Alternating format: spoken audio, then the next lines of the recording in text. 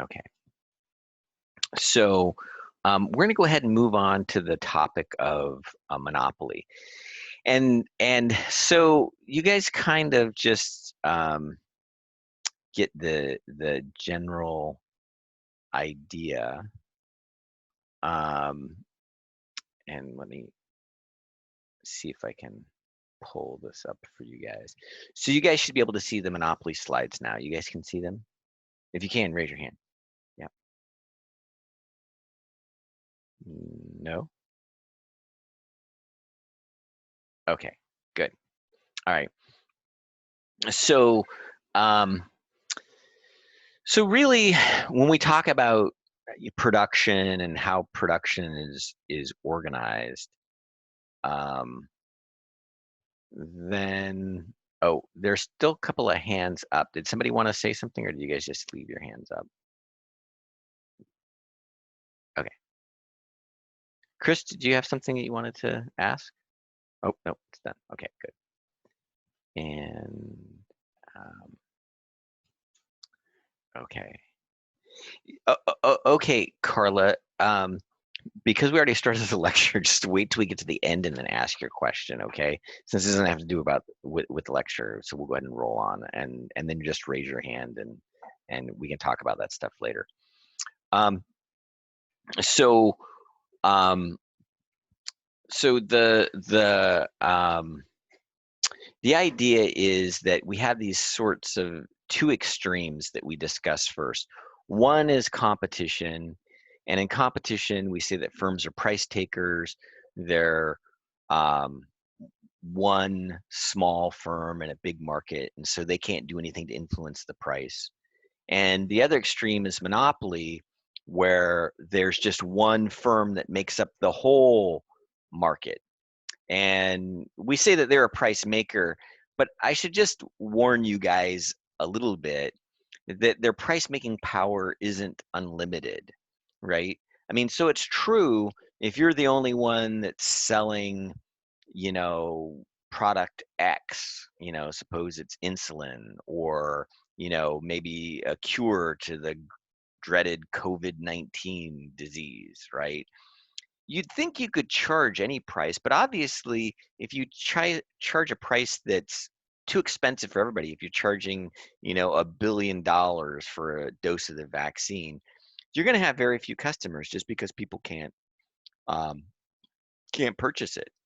So you still have to take into consideration what's the demand for the product. Remember, the demand reflects the willingness to pay for people in the market. And demand is influenced by their income, among other things. So some people have a higher willingness to pay for certain products, either because they like the product more or because they just have more income to spend. But in any case, the monopolist gets to ultimately determine what price they want to charge, but they still have to pick a price that makes some consumers want to transact, because if nobody wants to do business with them, they're not going to be maximizing their profits. And remember, that's the goal of all businesses, right? So in economics, all businesses are just there to try to maximize their profits. So with that in mind, you can think of competitive firms as being price takers, and a monopolist as being a price maker. But and that's the first thing that you see here. But um, again, there's the caveat that they can't completely ignore what consumers are willing to spend for their product. So the first part of this lecture is really about the characteristics of a monopoly, and also about um, how monopolies are created. And so a monopolist by definition is the sole seller of its product, and it has to be a product that doesn't have close substitutes. So for example, you might think that Levi's jeans, right? They have a monopoly on Levi's jeans, but there are lots of other jeans that are close substitutes, so they don't really have a monopoly in the traditional sense. They don't have. I mean, they might have a special place in the market, but they don't have the same sort of power that a true monopolist has. So what really um, creates a monopoly are barriers to entry. And you might remember at the end of competition last time, we talked about that when there's profit in a competitive industry, that draws in new competitors. And if an industry is having losses, then companies leave it. And we call that the process of entry and exit. And again, as we're laying out our understanding of production, on the one extreme is competition, and competition has free entry and exit. But in monopoly, you have these barriers to entry, which means that even if a monopolist is making a ton of profit, there's normally something that prevents other firms from entering that market. And we're going to find out that normally the main barrier to entry um, is the second bullet point here, which is the government um, designates an exclusive firm to produce a good. And again, you might ask, well, why does the government do that? Well, there are lots of good reasons. Um, so if you think about the monopolies that we just talked about at the very beginning of the lecture, having to do with pharmaceuticals, then the government has a patent program. And you might not think of as a patent as being a license to be a monopolist, but that's exactly what it is. And so typically, government patents last for 17 years. And so if a company comes up with, a cure for COVID-19, and it involves some, novel compound as a result of research that they did, then the patent is the way that the government gives those companies an incentive to do the research, because they know for the period that the patent exists, that they can earn monopoly profits, which will help them pay back their research and investment costs. So one of the kind of like hidden um, issues a lot of people don't take into consideration, but if you pay attention, then you'll hear this mentioned pretty often, is that if a company comes up with a really important um, discovery, and lots of people would benefit from the medication, and they're earning monopoly profits, a lot of times people will complain, hey, this, and these are literally, the statistics is, if you look at the data, once you've found the formula, the magic formula, normally the cost of producing the medication is trivial.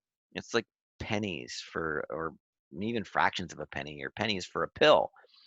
Um, but it's the formula itself that was costly to get in the first place. So a lot of people say, hey, listen, it's only costing them a nickel to make this pill, but they're charging me $20 a pill for this pill. That's not fair. But the real issue is when you look at these big pharmaceutical companies, they have lots of costs in research that never end up being productive. And if you don't let them win on some of the products that end up being successful, then the companies just won't invest in the research. And if you don't want to have any new cures for dreaded diseases in the future, then you don't provide the incentive through a patent, and you won't get those things. In fact, I don't know if you guys are all familiar, but long before COVID-19, one of the biggest worries that people had in the medical community was drug-resistant, antibiotic-resistant bacteria. And one of the big problems there is that because there were so many antibiotics available on the market, that drug companies weren't doing any research and investment in new antibiotics. And basically, the way that a drug-resistant bacteria works is that after that bacteria has been exposed over enough time to the particular antibiotic and it develops resistance to the antibiotic, then the antibiotic's no longer effective. So you need a new antibiotic. So if companies don't do the research into antibiotics, then we won't have new antibiotics when we need them. So, and the other two are often talked about, but and particularly the first bullet point is ownership of a key resource, and we have very, very few examples of a resource that's exclusively owned by a particular company. So and so Chris, what I would say, if you guys have something in the chat, just go ahead and raise your hand, and then I can recognize you, and then we can all talk about it together. Otherwise, I'll just hold questions for the end, because it's too hard for me to keep an eye on the chat and this at the same time and like to respond to stuff. So, but if you wanna chime in, just raise your hand, and I'll be happy to take any questions. Okay, Chris, go ahead and tell us. Okay, so my question is, when we talk about exclusive items, is it multi-items or single items? For example, I use Boeing. Boeing is the only one that's allowed to produce Air Force One type planes. Right. So would Boeing have a technically monopoly on those government planes, or? Well, yeah. So like so if you say Air Force One, so okay, just to be clear, that's a very, I mean, they may have an exclusive contract for that thing, but it'd be difficult to think about that as a monopoly, because the market is just, like the president. I don't know if the vice president has, if they have a backup, but it's such a small market, and and I guess we would probably agree that there's not really a unique characteristic about that plane. I mean, maybe they have some special like features radar wise or safety features, or maybe the interior's made in a certain way, but it's not the same thing as like a special drug that's made to combat a disease or a special disease or something like that. It's more like like a custom car. So to say that remember, the other thing is there's no close substitutes. So I don't know if you remember, but the president of Mexico was trying to get rid of the Mexican Air Force One, and he was trying to sell it to the Canadians because he thought it was a waste of money. And then I guess most recently he came up with raffle tickets. He's trying to raffle the thing off. Wow. So like maybe we could just buy the Mexican Air Force One, or I mean, like the French, they probably have their what would they call it? The French version of Air Force One. but like Airbus or somebody else like could make that plane, and there could be a close substitute. So I don't know. I mean, that one I would kind of waffle on. But you really think if you think that the product has a potential big audience, it's not just like one main customer, then you get more into traditional monopoly thinking. But I'll go through a few more examples and see if you come up with other stuff. But I would say probably not Air Force One. Or would that be like Jeeps with Hummers for the military? Well, yeah, okay. So again, you'd have to say, is there a close substitute to a Hummer? I don't know. No. That's but I'll give you a good example. So we're going to talk a little bit later on at the end of this chapter about antitrust regulation. And antitrust regulation is a set of laws that the government developed in the early 20th century, like 1920s, to break up big industrial monopolies in the United States. And we'll see why, but basically their argument is that these big industrial monopolies were driving up prices and causing output to be too small. And the two big industrial monopolies that were being targeted were the oil monopoly at the time in the United States. There was one big oil company, Standard Oil. And Standard Oil, really monopolized the industry and basically owned all the oil wells. And the one that you and I can remember in our lifetime was AT&T, right? So Ma Bell. Used to be just one telephone company. So there you see it's like an exclusive technology, has a wide application, meaning there are lots of different consumers that can use telephones and telecommunications. There are lots of people that use oil, and the other one that's a big one that was broken up was U.S. Steel. So there was just one major steel company in the United States, and so like steel and telecommunications and oil, you know, potentially everybody is a consumer of those things. And if there's just one seller in the market, then they can drive up prices and hold back on output. And so we're going to talk about another form. And I had mentioned Levi's at the beginning, and I would kind of maybe probably put Hummer in that category. Again, the exclusive contract with the government is something I would set aside because that's just one customer. But most of the products that we're familiar with are produced by an industry type called monopolistic competition. And in monopolistic competition, it's name brands, right? And the products are slightly different. They're not identical. So oil is just oil. I don't know if you've ever said to yourself, oh, like I want this type of oil or that type of oil. But at an industrial level, it's all just crude oil, right? Just like wheat is just wheat. And I know there are different varieties of steel, but in general, steel is steel. You might have different steel of certain grades, but it's not like you're looking for the Nike stamp on your steel. Well, Hummer is a brand, and it's a branded vehicle, and there are other vehicles like maybe the Range Rover or something like that that are kind of competing in that space. It may not be exactly the same product, but there's a lot of similar things. So you really want to look for a product that is for a monopoly. It has to be a single product with not many close substitutes. But when we look at Levi's and Wranglers and different types of jeans, they're close substitutes for one another. When we look at vehicles, there are lots of vehicles that are close substitutes for one another.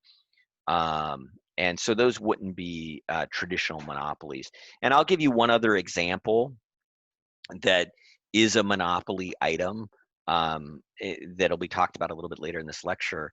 It's raw diamonds. So there's a big diamond producer in South Africa called De Beers, and so De Beers owns most of the diamond mines in the whole world. And that's the one example that's a good example of ownership of a key resource. And because it's an international monopoly, it's not subject to U.S. regulation. And so we were able to break up, the oil companies in the United States and the steel companies in the United States and telecommunications in the United States to promote competition and bring down prices. But in raw diamonds, we haven't been able to do that because it's a foreign company and our laws don't affect them. So anyway, I don't know if that kind of helps clear it up, but hopefully, when most of the things that you'll be thinking about, if there's a name brand attached to it, it will be a monopolistically competitive industry. So hopefully that helps. Is that clear, or did you have a follow-up question? No? Okay. Anyway, chime in again if you need something. So, and then this last bullet point is the cost of production makes a single producer more efficient than a large number of producers. So occasionally, you'll see what we call a natural monopoly, and it's really driven by the production technique. So if you have a particular type of production technique where the costs are really dropping dramatically as you produce more and more, then that can be a natural monopoly. So the monopolist can always keep the market by dropping the price further by increasing their output. And that's called a natural monopoly, but it's very rare. The most common one is the patent or copyright that the government gives. Okay, so again, I'm going to go through these really quickly because we've talked about it already. Um, so um, so although ownership of key resource is a potential source of monopoly, in practice it rarely arises. And commonly governments may restrict entry, giving exclusive rights to sell particular good in certain markets. And normally that's to provide an incentive for innovation. And the patent and copyright laws are, two examples that the government uses to create those innovation incentives. Um, and then again, you sometimes have these natural monopolies where you have a production technology that can be used at a mass scale, and then the monopolist can dominate the industry, but not by driving up prices, but by keeping its costs really low. So it's kind of a special case. So, and the important thing here is the concept of economies of scale. So economies of scale is this idea that when you produce things at a really, really high volume, you can drop the price really low. Now that doesn't happen with all items and all technologies. So you have to kind of, be careful. Um, so it sometimes exists and sometimes it doesn't. But what you'll notice is that if you do see a natural monopoly, you'll be able to tell by having an average total cost curve. Remember, normally they're U-shaped, so they go up, but this average total cost curve just seems like it's declining everywhere, and that's a condition necessary for a natural monopoly to exist. Okay.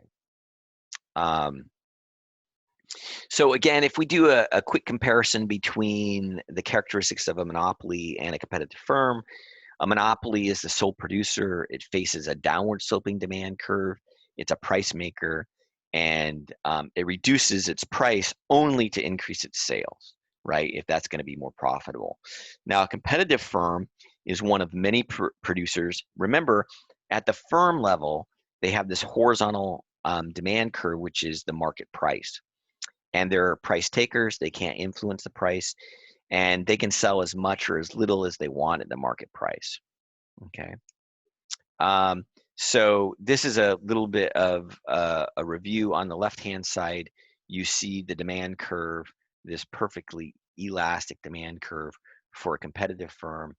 And for a monopolist, what you see is the downward sloping demand curve that you see at the industry level for, or at the market level for a competitive market.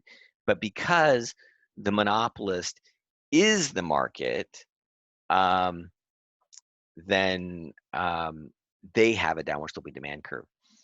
Um, I'm gonna take a 2-second break because I think my wife left something in the toaster oven and it's burning. So hold on just a minute.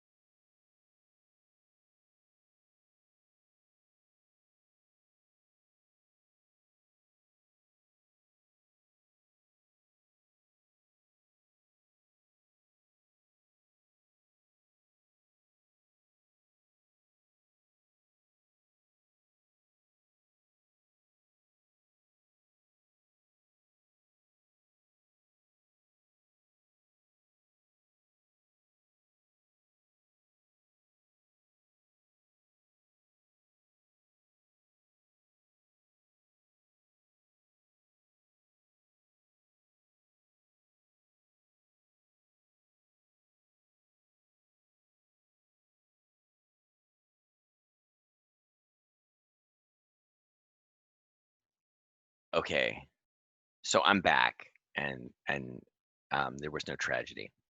So um, okay, so this is what it looks like at the market level for the right-hand panel for the competitive industry, um, but at the firm level, it looks like it's horizontal. So the monopolist is the whole market. So that's why it has a downward sloping demand curve. Okay, and that's the really important characteristic. So just as a review, right?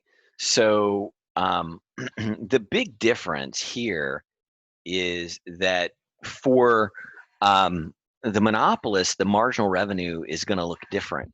Remember, all firms maximize their profits by setting marginal cost equal to marginal revenue. But in the case of a competitive firm, price is equal to marginal revenue. Now, if you go through the math here, right, price is always equal to average revenue, but the definition of marginal revenue is the change in total revenue as you change output. So here's a little table, and this is like the table that we saw for the competitive firm. But if you guys remember, you can go back and you can look at this table for the competitive firm, and you remember that the marginal revenue was constant at whatever the market price was. In the example we had with the competitive firm, I think the price was 6, and so we always saw the marginal revenue was equal to the price. But here, because this is a monopoly firm, notice that these first two columns of this table, they give you what we call the demand schedule.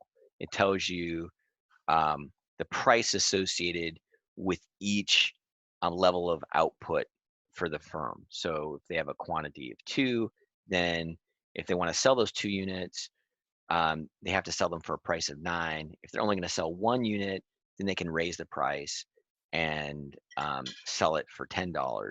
At $11, nobody's going to want to buy any water. You have the quantity demand, it would be 0. And at a price of 7, for example, they could sell 4 gallons. This is supposed to be water, but I'll just say 4 units, right? And then if you compute the total revenue, that's just the price times the quantity. You can see the total revenue changes, right? So 3 times 8 is 24. And if you compute the average revenue, you see you just get back the price. But the marginal revenue, notice as they go from selling 0 to 1 unit, right? They were charging a price of 11, now they're charging a price of 10, they sell 1 unit. Their additional revenue is $10. But then in order to sell 1 more unit, so they're going to sell a total of 9, or excuse me, sell a total of 2, they have to drop their price to 9. So then their revenue is going to be 2 times 9, so 2 gallons at $9 a piece, which is going to be $18. So they're only going to pick up, they're going to go from $10 worth of revenue to $18 worth of revenue as they go from 1 to 2 units. They're only going to pick up an additional $8 worth of revenue, even though their price is $9 per gallon, right? And the reason for that is they're going to charge the same price for every unit. And to sell an additional unit, sure, they're going to pick up an additional $9 for that unit. But before they were charging 10 for the first unit, and now they've dropped that one to a price of 9. So they give up revenue on the previous units that they were selling at a higher price in order to sell more units. Okay? And that's different than the competitive firm. The competitive firm, they could sell as many units as they wanted at the exact same price because they were such a small part of the market. No matter how much a competitive firm sells, they won't influence the price. But the monopolist has this hard trade-off. If they want to bring in more customers, they have to lower their price. Okay, so that's the key difference. Does anybody have any questions about that? Because really, this idea of how the marginal revenue is different for a monopolist is what drives everything in our analysis. Okay, and if you guys can understand clearly why the marginal revenue is different for the monopolist than it is for the competitive firm, then you've accomplished at least half of what is going on in this chapter. Okay. So if you guys have a question, just go ahead and chime in. So again, we'll talk about that. You know, the marginal revenue is particularly important for the monopolist, and the monopolist marginal revenue is always less than the price of its good, and that's because it has that downward sloping demand curve, and it has to um, lower its price in order to attract more customers. So the additional revenue it's going to collect is always going to be less than the new price it charges because it's losing revenue on the older, higher priced units it was selling before. Um, so the monopolist has these two influences on its marginal revenue. One is the output effect, and the output effect means it's getting more revenue, and remember that's just money that's going to the firm, right, from its sales. It's getting more revenue when it sells more units. That's the output effect, but it also has this price effect, and the price effect is that as it charges a lower price to attract additional customers, then it's losing some revenue. And so depending upon whether or not the output effect is dominating or the price effect is dominating, since they have different influences on the revenue, one increases revenue and the other one decreases the revenue, that influences whether the marginal revenue is positive or negative. So in this next slide, you can see this demand curve, and this is just plotted from the table that we had before, and the marginal revenue. And you can see here at selling 6 or 7 units, here the price effect is dominating. So you're actually getting negative marginal revenue, right? So you're losing revenue because you lowered your price so much that the additional revenue you're collecting on the new units you're selling isn't covering the revenue you're losing on those units you were already going to sell. Okay. So when the monopolist wants to maximize its profits, it's going to choose, like the competitive firm, it's going to choose a quantity of output where marginal revenue is equal to marginal cost. But the interesting thing about this is it's different than our analysis under competition, because if we look at the graph, right, here you have the downward sloping marginal revenue and the upward sloping marginal cost curve, and point A gives us that profit maximizing quantity. But that single point won't give us the whole equilibrium, because for the equilibrium we need a quantity and we need a price. And so once you find where marginal revenue and marginal cost intersect, you can find the profit maximizing quantity. But then the next part of it is to find the price. And so the way that we do that is we say, okay, well, the monopolist is going to sell this quantity to the consumers that are willing to pay the most for it. And so point B is actually off of the demand curve, and that's where you'll find the monopolist price, because this quantity at point B is being associated with the consumers with the highest willingness to pay for those units of the good for that level of output. So just to repeat, you have to find the intersection between marginal cost and marginal revenue at point A, and then find, using the demand curve, what price the monopolist will sell that output for. Okay. And by the way,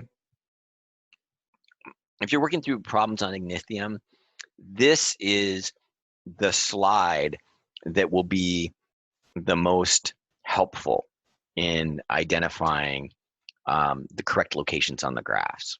Okay. So, so if we're going to compare this, the difference between the competitive and the monopoly firm, then for the competitive firm, remember, price and revenue and marginal revenue are the same, and then price equals marginal cost. That identifies the profit maximizing equilibrium. But for the monopoly, you still set marginal revenue equal to marginal cost to find profit maximizing level of output, but the price is going to be higher than the marginal cost and higher than the marginal revenue. Okay. So when we look at the monopoly's profit, we're really going to use, and I told you guys this before, and you should write this down if you haven't written it down on a little note card or something like that, that we can represent profit. We just have done a little bit of algebra here, working with the original profit equation, but as price minus average total cost times quantity. And the reason why that last bullet point is so helpful is because it helps us identify the area of a rectangle on our diagram. So here, remember point B, that's a monopolist's price, right? Now point C is off of the average total cost curve, and it tells us what's the average total cost of producing that level of output. So if we take price minus average total cost and multiply it by the level of output, we get this monopoly profit rectangle here. So this slide 22 on my slide stock, but this slide and this slide are also really helpful for identifying areas and answering problems. Okay. So the monopolist will receive these economic profits as long as its price is greater than average total cost. So there'll be a positive profit. And like I said, normally that would draw in new competitors, but because there's a barrier to entry, they can't come in. So the monopolist can sustain what we called before supernormal profits indefinitely. So here's a really good example. This is a special case where you've got a constant marginal cost. I think there actually might be a case like this on the Ignition problems, and it's a really good problem, because it turns out that if you have zero fixed costs and a constant marginal cost, then your marginal cost is also equal to your average cost. So you could identify profits and things like that too. But the nice thing about this is that you can compare easily, and this is the case where they explain, if you are reading in your book, there's an example like this too, where you've got a company that has a drug that's under patent and it's behaving as a monopolist. It's charging a price that's above marginal cost, and it's making, you can see this little rectangle here, and this rectangle is the profits of the monopolist, and this triangle over here is the deadweight loss from the monopoly. And then eventually these drug patents expire, and the industry producing the drug becomes competitive, and you can see the competitive quantity goes way up and the profits drop away. There's no more profits in the industry. And remember, in competition in the long run, we have zero economic profits, which we said is normal.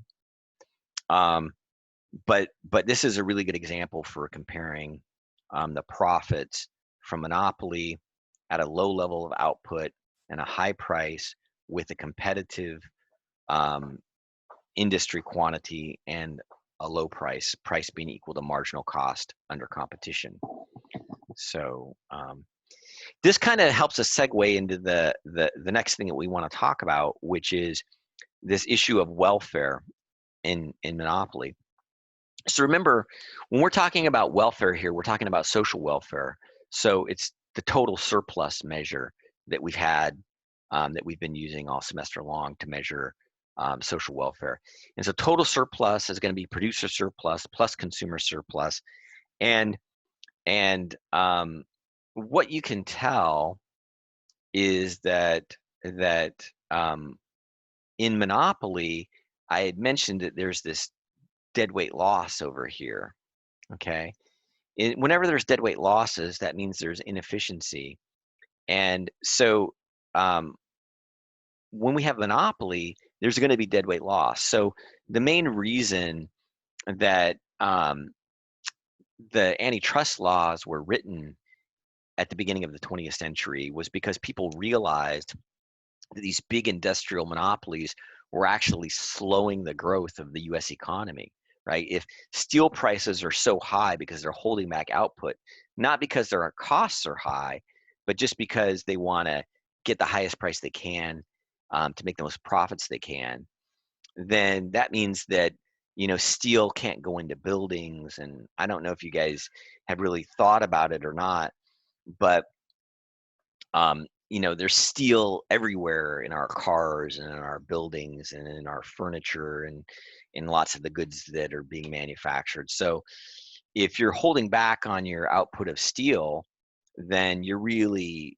slowing down the whole economy. And that kind of concern is what caused them to try to break up the monopolies and pass these laws that say, monopolies can't exist. And there's actually a whole division, mostly run by economists and lawyers, the antitrust division of the U.S. Justice Department, that even today it investigates price gouging and other monopoly issues in industry. And they've investigated Google and Microsoft and taken them to court and things like that. And that's ongoing because, again, from a social perspective, we don't only care about the profits of the companies. We want the companies to be profitable enough so they stay in business, but we don't want them to restrict output so much that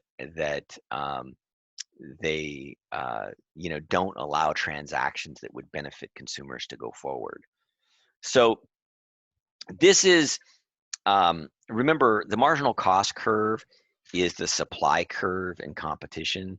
So you can see this as like demand and supply. And remember, the efficient quantity is where marginal cost and or where the supply and demand curves intersect. This is where the competitive equilibrium would be. It's labeled as efficient quantity. But notice to the left, you have this issue where the value to the buyers is higher than the cost to the sellers. In this case, it's the cost to the monopolist. But those are units where there's some surplus to be gained. There's some gains from trade. So if the monopolists stop short and prevent transactions from going forward on this left-hand side, then they're causing these welfare losses to society. On the right-hand side, right, you can see that the costs are higher than the value to the buyers as measured by the demand curve. And so these units over here, they wouldn't even be produced under competition. They're not affecting the amount of total surplus. We wouldn't want to produce them anyway. They would be inefficient. So because the monopolists stop short of the competitive quantity, they're generating deadweight losses. So the deadweight loss from monopoly is because the monopoly is setting its price above its marginal cost. And so it's placing one of those what you would identify here as a wedge between the consumer's willingness to pay and the producer's cost, and it causes the quantity to fall short of that socially optimal quantity, this efficient quantity here. Okay, and so on the graphs that we're used to, we would look at it this way. So remember, where the marginal cost and marginal revenue intersect, that's the monopolist quantity, and you can see above is the monopolist price. But there are those transactions where the value to the buyer is higher than the cost of production, and the monopolist is stopping some of those from going forward, and that is what's causing a loss in total surplus, or what we call a deadweight loss. Okay. So monopolies are inefficient because the monopolist produces less than the efficient quantity of output, and one of the strategies for fixing that is just to make the industry more competitive, because remember, the competitive industry will produce the efficient quantity. So if we can just break up the monopoly, we can solve that problem, and that's what the antitrust division of the U.S. Justice Department and the laws that have been passed do, is they prevent companies from, you know, dominating one industry. So the deadweight loss caused by monopoly is a lot like a tax. It's like the tax wedge that we talked about. And the difference is, because remember, taxes cause deadweight losses too. And the difference is that in the case of the tax, the government gets revenue from the tax, whereas in the case of the monopoly, that um, that would-be tax revenue ends up becoming a monopoly profit. So there are a couple of different ways that the government responds to the problem of monopoly, making monopoly industries more competitive. They can also regulate the behavior of monopolies, and they do this in particular cases that we'll talk about, but this is normally the case of a natural monopoly. And I'll just give you guys a really quick example of a natural monopoly. So most natural monopolies occur in what we call network industries, where most of the cost of the good is delivering the good to the consumer. And so network industries that you guys are familiar with are the electricity industry and the natural gas industry that delivers natural gas to your home for cooking and heating, and the water companies that distribute water through their pipe networks to residential properties. And what a lot of people don't realize is that most of the cost of those industries is just in building out the distribution network. So the costs of generating electricity in the electricity industry are a small fraction of the cost of stringing up all the poles and the wires to get the electricity to people's houses and to businesses. Most of the cost is in maintaining and building out the network. And likewise, you can imagine that in the case of water, right? Sure, you have water filtration and collection, natural runoff, and you build dams and reservoirs, but most of the once you collect the water, um, it doesn't cost hardly anything um, for the water itself, and most of the cost is actually laying down all the network and maintaining the network of pipes. So when you have those types of industries that are network industries, you have this issue where once you have the network down, they can service tons of customers at a really low cost. And so it's really difficult for multiple companies to compete in those types of industries, because once one company has invested the resources to lay down the network, then it's really hard to compete with them on the basis of lower price, because it costs them almost nothing to serve an additional customer. So they tend to dominate industries, and that's why almost all public utilities are public. They're regulated by the government, and we have a public utility commission here in California, and mostly what they do is they regulate the price that the monopolists can charge. Another example of a monopoly you guys will be familiar with is your local cable company. And again, it's the same sort of idea that, once they've bought the rights to the TV shows, things like that, it doesn't cost hardly anything for an additional customer to get hooked up. Really, the cost is in laying the cable network out there. So the government grants a monopoly license to cable company providers, and then regulates them too with respect to prices they can charge and such. So the antitrust laws, I think I covered all that. Oh yeah, so regulating the monopolies, normally the prices they can charge, turning some private monopolies into public enterprises. So the U.S. Postal Service is one example of that. And we don't have private mail service. Yeah, sure, you can get a delivery from Amazon or DHS, but in terms of actually having a daily service, the post office has exclusive rights to do that.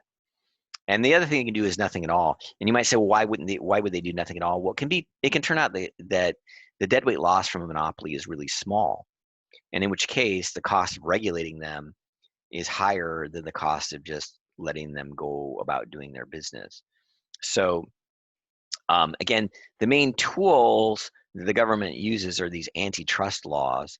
And the antitrust laws give the government these powers to prevent a company from dominating an industry, and it allows the government to prevent mergers. That's the joining of companies to dominate industry. So you'll oftentimes hear in the newspaper that the government blocked a merger between Time Warner Cable and Disney or something like that because they thought that there was going to be too dominant a presence in telecommunications if they did that. And that they also allow the government to break up companies. So again, if you're my age or a little bit older, you'll remember that at one time there was just one telephone company nationwide, and AT&T, American Telephone and Telegraph.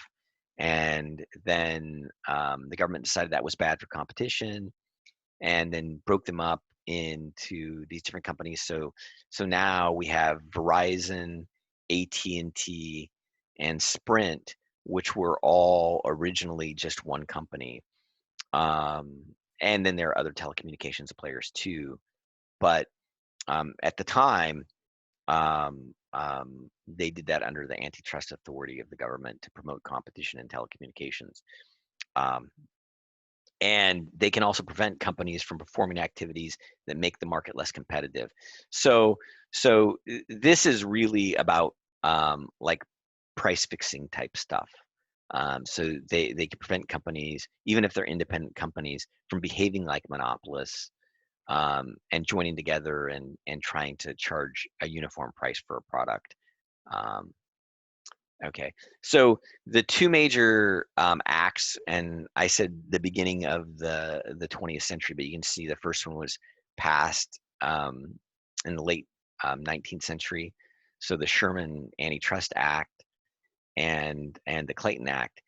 And just to be clear about the language here of trusts, is that normally the way that monopolies were formed back in this era is that a bunch of different companies would pledge all of their assets to be managed by a central agency called a trust. And the trust means that they would hold the assets on behalf of the company and manage them.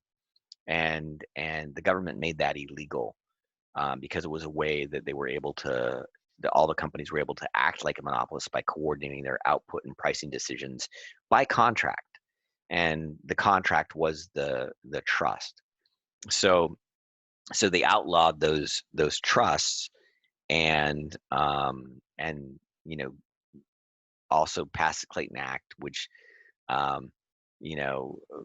created these other mechanisms where people could file lawsuits and things like that to allege that there had been anti-competitive practices going on in the industry.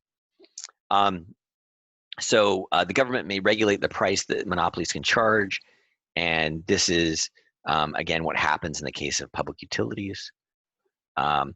So now we want to talk about the natural monopoly, and again, this is something that normally happens in the context of these network industries. And so I said that building out the network was the big cost, but if you think about it, the network is a big fixed cost, right? So serving additional customers is their marginal cost. But if the marginal cost is everywhere below the average total cost, right, then it's just going to pull the average total cost curve down. And we had mentioned this a little bit when we were talking about costs, that the marginal cost will intersect the average total cost curve at its minimum. But this only happens that you have a constant marginal cost in this everywhere decreasing average total cost curve in the case that you have a huge fixed cost. Because if you think about the average total cost, remember the average total cost has an average variable cost component and an average fixed cost component. And the average fixed cost component, and I'll write this in the chat, okay? So the average fixed cost is equal to fixed cost, which by definition is a fixed number divided by output, right? So if Q gets big, then AFC gets small. And the bigger that Q gets, the smaller the average fixed costs get. So this is kind of intuitive because if you think about it, right, what it's just saying is if you guys have any idea in your head about like what a mass production type process looks like, it's like the company builds this big machine and it just turns it on and cranks out the output. Well, that big machine is the fixed costs of the industry, and if it just has or of the firm, and if it just has this big machine and it just cranks out output, then it can drive its costs way down. Well, the biggest machine that you can think of, and the ones that we see in reality, are really these distribution networks. And once they're in place, you can just crank the volume of output and you can bring your costs way down. And the thing that's being illustrated here is that if you were to force these types of companies to charge a price equal to marginal cost, which is what would happen in competition, then because the average total cost curve is above the marginal cost curve, then remember it's price minus average total cost times quantity is profit. But if average total cost is above the price, then that, and I'll write this in the chat too, just so you guys remember,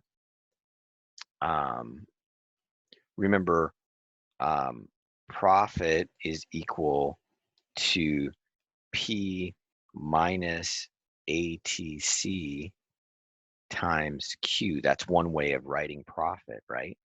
So if your average total cost is actually bigger than your price, then the firm earns a loss.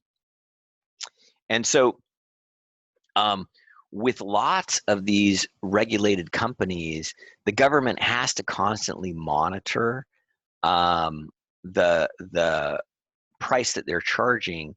And rather than making them charge the competitive price, which other things being equal would be efficient, they try to let them charge a price that's close to their average total cost, so they'll still earn zero, which is normal profit, still earn a normal rate of return.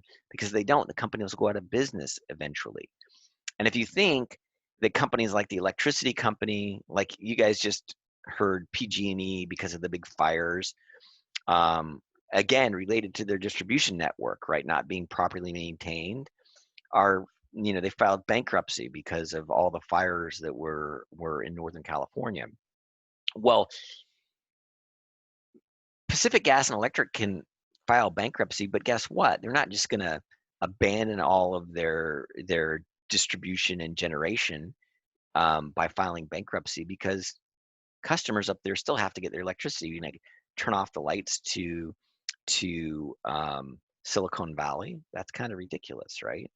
So to prevent that from happening, the government oftentimes bails these companies out and covers their losses so they can keep operating. So the main way that you can prevent that is to make sure that you let them charge a price that helps them earn a normal rate of return and maintain their network and things like that. So one of the things that you could have argued, and I'm sure after all of the things get settled with Pacific Gas and Electric, people are going to see higher electricity prices, because one of the overwhelming conclusions is that Pacific Gas and Electric should have done a better job. And presumably they would have done a better job if they were able to charge a higher rate for their electricity to do a better job of maintaining their network to make sure that those electricity wires didn't get in contact with dry trees that caused the fire in Northern California. So if you make them charge too low a price, then you're not going to be covering all the costs, and you're going to end up with bankruptcy and things like that. So in practice, regulators allow monopolists in these natural monopoly settings. That's the one we were just talking about, the natural monopoly, right? To keep some of the benefits from the lower costs in the form of higher profits, a practice that requires some departure from this marginal cost pricing. And in terms of public ownership, again, that's like the U.S. Postal Service, and you know the U.S. Postal Service is pretty notorious for not being able to cover the cost of daily postal service. So they try to get higher stamp prices to do that, but generally they make a loss, and the government covers that. And again, that's so people can have better access to the mail network, and still you keep the prices that they're going to be paying for their stamps low, but eventually, right, it goes on the back of the taxpayers. You pay one way or the other because those losses have to be covered. And the doing nothing is, again, if the market failure, if the deadweight loss is small, then the government might just let the monopoly persist. So the last thing that I want to tell you guys about really quickly, and then we can pick up if you guys have a question about it, is that next time we get together, is that monopolists can practice what we call price discrimination. And price discrimination is a way of charging different prices to different classes of consumers to increase the monopoly profits. So this is an unregulated monopoly environment. And so you normally see this if you think, for example, and a lot of times price discrimination sounds like a horrible thing, but the way that it actually takes place in practice, seems not to bother most people. It's charging discounts for certain groups of consumers. So, for example, you'll see, children eat free on Tuesday at Soup Plantation, and you'll see discounts for seniors at Denny's. They'll, the exact same menu item, but they'll charge you less. And you might wonder, well, like, why are they doing that? Well, the idea is that, remember, if you charge one price for everything, then in order to attract more customers, you have to lower your price, and then you lower the price on some of those other units you were selling. And this is a way to attract customers who aren't willing to pay as much, but not give the benefits to the consumers that are willing to pay more. So the best picture is this one here. And you can see the regular monopoly price here, and then there are a bunch of customers that are on the lower part of the demand curve that aren't being served, and it's generating a deadweight loss. And so if you are able to attract additional customers by lowering the price for them without lowering the price for everybody else, then you can turn those deadweight losses into profits. In this example, every consumer is being charged a different price based on their willingness to pay, okay? And so normally price discrimination is imperfect. You have two groups, seniors and non-seniors, or children and non-children, or business travelers and non-business travelers, and two different prices for those groups. And you manage to whittle away at this deadweight loss. But charging different prices to different consumers, in the limit, if you can charge every consumer a different price based on their willingness to pay, you can capture all of this as profit. So the examples, again, we've already talked about this, but movie tickets, because You can buy the Costco movie tickets. You got to be a member of Costco to do that. You can do the matinee. You can do the student discount and those types of things. So you're charging different prices to different consumers, and that ends up being more profitable, right? Airline prices, discount coupons, financial aid for universities. This is a classic price discrimination scheme. It happens more at private schools, but they'll charge a lower price, right? Because they don't want a seat to go empty.